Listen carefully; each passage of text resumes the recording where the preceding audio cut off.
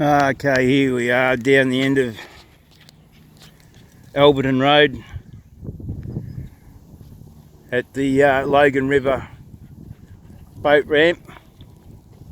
This is where we propose to bring the Coomera Connector down. This is where they used to cross with the ferry years ago.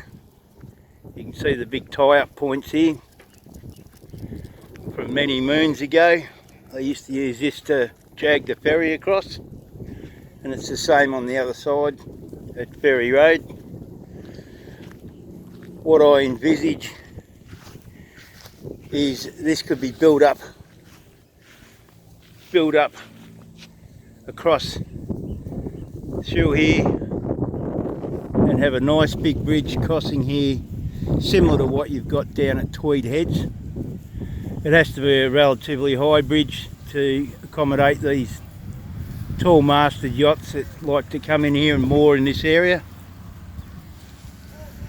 But you can envisage this as a nice straight section all the way. If you follow that over there, it's a straight section all the way over to where they propose for the Coomera Connector to come to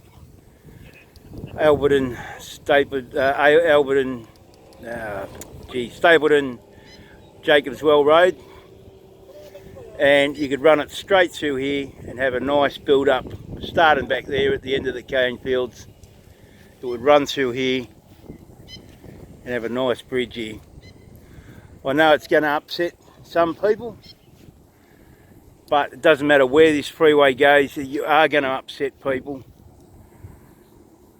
But this is a straight line with one bridge, rather than zigzagging around Eagleby through our wetlands, disturbing our bird habitats, and also going through natural floodplain. Whereas running through here, it's relatively high ground. We've only got the one bridge proposal rather than three bridges if it goes around Eagleby. Yeah, that's my proposal. This is what we've come up with. It's simple.